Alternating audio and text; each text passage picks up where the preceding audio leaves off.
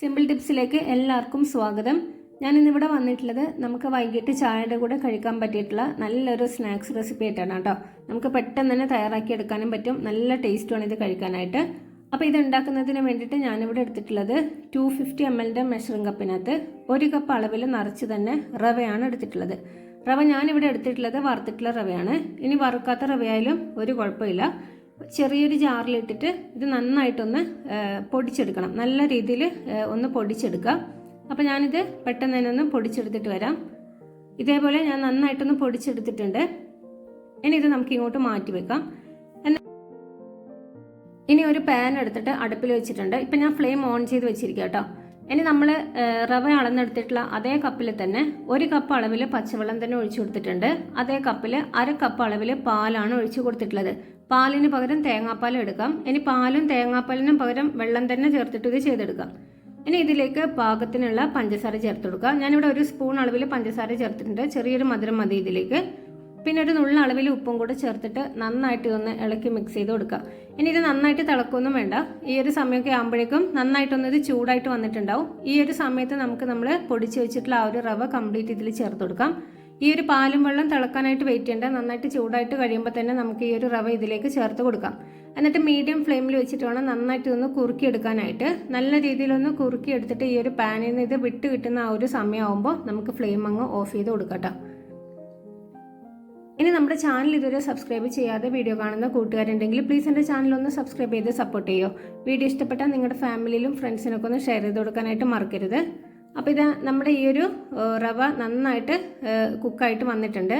ഒരുപാട് ഡ്രൈ ആവാനായിട്ട് വെയിറ്റ് ചെയ്യരുത്. ഈ ഒരു പരുവാകുമ്പോൾ നമുക്ക് ഫ്ലെയിം അങ്ങ് ഓഫ് ചെയ്തേക്കാം. ഇപ്പോൾ ഞാൻ ഫ്ലെയിം അങ്ങ് ഓഫ് ചെയ്തിട്ടുണ്ട്. ഇനി ഇത് നമുക്ക് ഒരു ബൗളിലോട്ട് മാറ്റി കൊടുക്കാം. ഇനി ഇതിൻ്റെ നല്ലൊരു ചൂട് മാറിയിട്ട് ചെറിയൊരു ചൂടാവുന്ന സമയം വരെ നമുക്കിത് അങ്ങോട്ട് മാറ്റി വെക്കാം കേട്ടോ. നല്ലൊരു ചൂടുണ്ട്, അത് മാറിയിട്ട് നമ്മുടെ കൈയിടാൻ പാകത്തിനാകുമ്പോൾ നമുക്കത് റെഡിയാക്കി എടുക്കാം.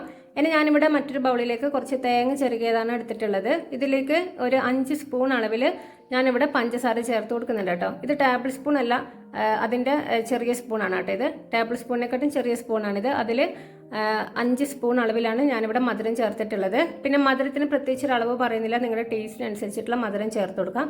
പിന്നെ 1 സ്പൂൺ അളവിൽ ഞാനിവിടെ പഞ്ചസാര ചേർത്ത് പൊടിച്ചിട്ടുള്ള ഏലക്കാപ്പൊടിയും അതേപോലെ തന്നെ ഒരു നുള്ള അളവിൽ ഉപ്പും കൂടെ ചേർത്ത് കൊടുത്തിട്ടുണ്ട്. എന്നിട്ട് നന്നായിട്ട് ഒന്ന് മിക്സ് ചെയ്ത് കൊടുക്കാം.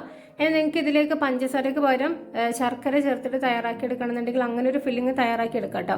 അപ്പോൾ അത് ഓരോരുത്തരുടെ ടേസ്റ്റിനനുസരിച്ചിട്ട് ചേർത്ത് കൊടുക്കാവുന്നതാണ്. അപ്പോൾ ഞാനിവിടെ പഞ്ചസാര ചേർത്തിട്ടുള്ള ഒരു ഫില്ലിംഗ് ആണ് ഇവിടെ റെഡിയാക്കി എടുത്തിട്ടുള്ളത് കേട്ടോ. അപ്പോൾ ഇവിടെ ഈ ഒരു സമയത്ത് പാകത്തിന് പഞ്ചസാരയൊക്കെ ചേർത്ത് കൊടുക്കാം. ഇനി ഇതങ്ങോട്ട് മാറ്റി വെച്ചിട്ട് നമ്മുടെ ഇപ്പോൾ ഈ ഒരു റവ നന്നായിട്ട് ഒന്ന് ചെറിയ ചൂട് മാത്രമേ ഉള്ളൂ. നല്ല രീതിയിൽ ഒന്ന് തണുത്ത് കിട്ടിയിട്ടുണ്ട്. നമ്മുടെ കൈയിടാൻ പാകത്തിനുള്ള ചൂട് മാത്രമേ ഉള്ളൂ. ഈ ഒരു സമയമാകുമ്പോൾ നമുക്കിത് നന്നായിട്ട് കൈ വെച്ചിട്ടൊന്ന് കുഴച്ച് കൊടുക്കണം. അപ്പോൾ കുഴക്കുന്നതിന് മുമ്പായിട്ട് ഞാനിവിടെ കുറച്ച് നെയ്യും കൂടെ ചേർത്തിട്ടാണ് കേട്ടോ കുഴച്ചെടുത്തിട്ടുള്ളത്. ഇനി നെയ്യ് നിങ്ങളുടെ കയ്യിലില്ലാന്നുണ്ടെങ്കിൽ ഏതെങ്കിലും കുക്കിംഗ് ഓയിൽ ഉപയോഗിച്ചാലും മതി. പക്ഷെ നെയ്യ് ചേർത്തിട്ട് തയ്യാറാക്കുമ്പോൾ അതിനൊരു പ്രത്യേക ടേസ്റ്റ് ഉണ്ടാകും. അതുകൊണ്ടാണ് ഞാനിവിടെ നെയ്യ് ചേർത്ത് കൊടുത്തിട്ടുള്ളത്. എന്നിട്ട് ഇതേപോലെ നല്ല സോഫ്റ്റ് ആയിട്ട് കിട്ടുന്നവരെ ഒന്ന് കുഴച്ചെടുക്കാം. എന്നിട്ട് നമുക്കിത് ഇതേപോലെ ഓരോ ഉരുളകളാക്കി എടുക്കണം. നല്ല കുറച്ച് വലിപ്പത്തിലുള്ള ഉരുളകളാക്കി തന്നെ എടുക്കാം. എന്നിട്ട് ഇതേപോലെ ഒന്ന് നന്നായിട്ടൊന്ന് ഉരുട്ടിയെടുത്തതിന് ശേഷം ഒന്ന് പ്രസ് ചെയ്ത് കൊടുക്കുക. എന്നിട്ട് ഇത് ഈ ഒരു വീഡിയോ കാണുന്നത് പോലെ ഒന്ന് പരത്തി എടുക്കണം. അപ്പോൾ നമുക്ക് പെട്ടെന്ന് തന്നെ ഇത് ചെയ്തെടുക്കാനായിട്ട് പറ്റും. അപ്പോൾ ഇതേപോലെ ഒന്ന് പരത്തി കൊടുത്തതിന് ശേഷം നമുക്ക് ഇതിലേക്ക് നമ്മുടെ ഈ ഒരു തയ്യാറാക്കി വെച്ചിട്ടുള്ള ഫില്ലിങ്ങും കൂടെ വെച്ച് കൊടുക്കാം. അത് നമ്മുടെ ഇഷ്ടത്തിനനുസരിച്ചിട്ടുള്ള ക്വാണ്ടിറ്റിയിൽ ഈ ഒരു ഫില്ലിങ് വെച്ച് കൊടുക്കാം. അതേപോലെ തന്നെ ഇതിൻ്റെ ആ ഒരു സൈസും ഈ ഉരുളകളാക്കി എടുക്കുന്ന സൈസും നമ്മുടെ ഇഷ്ടത്തിനനുസരിച്ച് നമുക്ക് ഒരുപാട് വലുത് വേണമെന്നുണ്ടെങ്കിൽ അങ്ങനെ ചെയ്തെടുക്കാം. ഇത്രയും വലിപ്പം വേണ്ട, കുറച്ച് ചെറുതായിട്ടാണ് വേണ്ടെങ്കിൽ അങ്ങനെ ചെയ്തെടുക്കാം. അപ്പം ഞാനിവിടെ ഈ ഒരു സൈസിലാണ് ചെയ്തെടുത്തിട്ടുള്ളത്. എന്നിട്ട് ഇതിലേക്ക് ഫില്ലിങ്ങും കൂടെ വെച്ച് കൊടുത്തതിന് ശേഷം ഇതിൻ്റെ എല്ലാ ഭാഗങ്ങളും ഇതേപോലെ നന്നായിട്ടൊന്ന് ക്ലോസ് ചെയ്ത് കൊടുക്കുക. എന്നിട്ട് ഈ ഒരു വീഡിയോയിൽ കാണുന്നത് പോലെ അതിനെ ഒന്ന് ഉരുട്ടിയെടുക്കണം.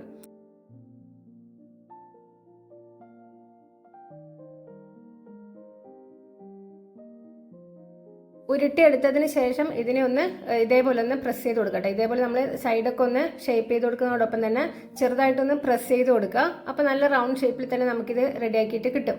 അപ്പോൾ ഒന്ന് പരത്തി എടുക്കുക എന്നുള്ളതാണ്. അപ്പോൾ അങ്ങനെ ആകുമ്പോഴാണ് നമുക്കിത് പെട്ടെന്ന് തന്നെ ഇതിൻ്റെ ബാക്കി ഫ്രൈ ഒക്കെ ചെയ്തെടുക്കുന്ന സമയത്ത് പെട്ടെന്ന് തന്നെ ഇത് ഫ്രൈ ആയിട്ടും കൂടെ കിട്ടത്തുള്ളൂ. അപ്പോൾ ഇത് ഇതേപോലെ ഒന്ന് ഞാനിവിടെ സൈഡൊക്കെ ഒന്ന് ഷേപ്പ് ചെയ്ത് കൊടുക്കുന്നതോടൊപ്പം തന്നെ ഒന്ന് പരത്തി കൂടെ എടുത്തിട്ടുണ്ട്. എന്നിട്ട് ഇതേപോലെ റെഡിയാക്കിയതിന് ശേഷം ഞാനിത് മറ്റൊരു ബൗളിലോട്ട് മാറ്റി കൊടുത്തിട്ടുണ്ട് കേട്ടോ. ഇനി നമുക്ക് ഇതേപോലെ ബാക്കിയുള്ളത് മുഴുവനും ഒന്ന് ഇതേപോലെ ഒന്ന് ഫില്ല് ചെയ്ത് എടുത്ത് വന്നിട്ടുണ്ട്. ഇതേപോലെ ഞാൻ ഫില്ല് ചെയ്ത് എടുത്തിട്ടുണ്ട്. എനിക്കിവിടെ 5 സ്നാക്സ് ആണ് കിട്ടിയിട്ടുള്ളത്. ഇനി നമുക്ക് ഉടനെ തന്നെ ഇത് ഫ്രൈ ചെയ്തെടുക്കാം. അതിന് വേണ്ടിയിട്ട് ഞാനിവിടെ കുറച്ച് വെളിച്ചെണ്ണ നന്നായിട്ട് ചൂടായതിന് ശേഷം ഇതിലേക്ക് ഒരു സ്നാക്സ് ഇട്ട് കൊടുത്തിട്ടുണ്ട്. ഞാൻ ഓരോന്നായിട്ടാണ് ഫ്രൈ ചെയ്തെടുക്കുന്നത്. അപ്പോൾ ആദ്യം ഇട്ട് കൊടുത്തിട്ടുള്ളത് ഫുൾ ഫ്ലെയിമിൽ തന്നെ വെച്ചിട്ടാണ് ഞാനിവിടെ സ്നാക്സ് എണ്ണയിലോട്ട് ഇട്ട് കൊടുത്തിട്ടുള്ളത്. 1/2 മിനിറ്റ് നേരത്തേക്ക് ഞാൻ ഫുൾ ഫ്ലെയിമിൽ തന്നെ വെച്ചിട്ടാണ് ഇതിൻ്റെ മുകളിൽ കൂടെ ഈ ഒരു തിളച്ചിട്ടുള്ള ഓയിൽ കോരി ഒഴിച്ചുകൊണ്ടിരുന്നിട്ടുള്ളത് കേട്ടോ. ഒരു 1/2 മിനിറ്റിന് ശേഷം ഞാനിവിടെ മീഡിയം ഫ്ലെയിമിലോട്ട് മാറ്റി കൊടുത്തിട്ടുണ്ട്. എന്നിട്ട് വീണ്ടും തിരിച്ചിട്ട് കൊടുത്തിട്ടുണ്ട്. ഇതേപോലെ നമ്മൾ തിരിച്ചും മറിച്ചൊക്കെ ഇട്ടിട്ട് നല്ലൊരു ഗോൾഡൻ കളറാവുന്ന ആ ഒരു സമയം വരെ ഈ ഒരു സ്നാക്സ് മീഡിയം ഫ്ലെയിമിലിട്ടിട്ടൊന്ന് ഫ്രൈ ചെയ്തെടുക്കുക. ആദ്യം നമ്മൾ ഹൈ ഫ്ലെയിമിലിട്ടതിന് ശേഷം പിന്നെ അങ്ങോട്ട് മീഡിയം ഫ്ലെയിമിൽ തന്നെ ഇട്ടിട്ടൊന്ന് ഫ്രൈ ചെയ്തെടുക്കുക. ഇതിലേക്ക് പ്രത്യേകിച്ച് കുക്കായിട്ട് കിട്ടാനുള്ള ഒന്നുമില്ല. ഓൾറെഡി ഇതെല്ലാം കുക്കായിട്ടുള്ള കാര്യങ്ങളാണ് ഇതിലുള്ളത്. നല്ലൊരു ഗോൾഡൻ കളറാവുന്ന ആ ഒരു സമയം വരെ മാത്രം ഒന്ന് ഫ്രൈ ചെയ്തെടുത്താൽ മതി. അപ്പോൾ ഇതേപോലെ ആദ്യം ഒന്ന് ഞാനിവിടെ ഫ്രൈ ചെയ്ത് കോരി മാറ്റിയതിന് ശേഷം അടുത്ത സ്നാക്സും കൂടെ ഫ്രൈ ചെയ്തിട്ടുണ്ട്. അങ്ങനെ കംപ്ലീറ്റ് ഞാനിവിടെ ഫ്രൈ ചെയ്ത് എടുത്തിട്ടുണ്ട് കേട്ടോ. അപ്പം നല്ല ടേസ്റ്റാണ്, നല്ല ക്രിസ്പിയാണ്. പുറം ഭാഗം നല്ല ക്രിസ്പി ആയിട്ട് ഉള്ളിൽ നല്ല സോഫ്റ്റാണ്. അപ്പോൾ ഈ ഒരു കത്തിയൊക്കെ വെച്ച് അങ്ങോട്ട് കട്ട് ചെയ്യുന്ന സമയത്ത് തന്നെ നിങ്ങൾക്കത് മനസ്സിലാവും. അപ്പോൾ നല്ല ടേസ്റ്റ് ആയിട്ടുള്ള ഒരു കിഡിലൻ റെസിപ്പിയാണ് കേട്ടോ ഇത്. അപ്പോൾ എല്ലാവരും ഒന്ന് ട്രൈ ചെയ്ത് നോക്കുക. ട്രൈ ചെയ്ത് നോക്കിയിട്ട് ഫീഡ്ബാക്ക് അറിയിക്കുക. അപ്പോൾ ഇന്നത്തെ റെസിപ്പി നിങ്ങൾക്ക് എല്ലാവർക്കും ഇഷ്ടപ്പെട്ടു എന്ന് വിചാരിക്കുന്നു. ഇഷ്ടപ്പെട്ട വീഡിയോ ലൈക്ക് ചെയ്യാനും ചാനൽ സബ്സ്ക്രൈബ് ചെയ്തിട്ടില്ലെങ്കിൽ ചാനൽ സബ്സ്ക്രൈബ് ചെയ്യാനും മറക്കരുത്. അപ്പോൾ മറ്റൊരു പുതിയൊരു റെസിപ്പിയുമായി അടുത്ത ദിവസം കാണാം. ബൈ.